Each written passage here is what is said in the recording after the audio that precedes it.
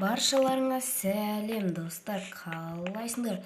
Так, в общем, достар, бүгін мен қандай үй екенін білмеймін, бірақ өзім соғып тастадым. Жердің астына бір үй.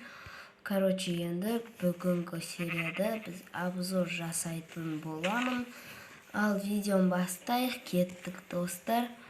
Так, в общем, достар, мен, әр бөлімде не істеймін, ол әрине бірінші обзор сырттан болады.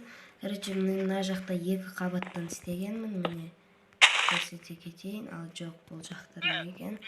Сол үшін алмазбен жабысылайық достар. Видеоны бөліп жатқаным үшін кешіріңдер достар, бірақ осылай төбесін жабу керек болды.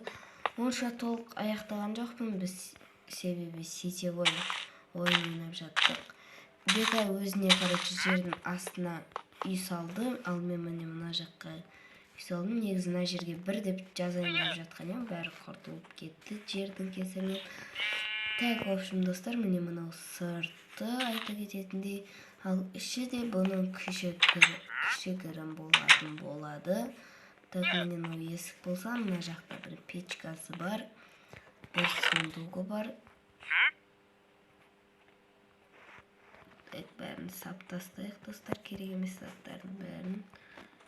Тамақты да саптастайық, наны да. В общем, достар, творческийда үй Бегарс досым екеуміз творческийда жер астына үй соққан болатынбыз.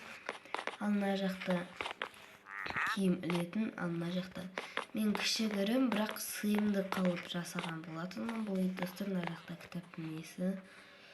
Так, в общем, достар, бұл видеом аяқталды.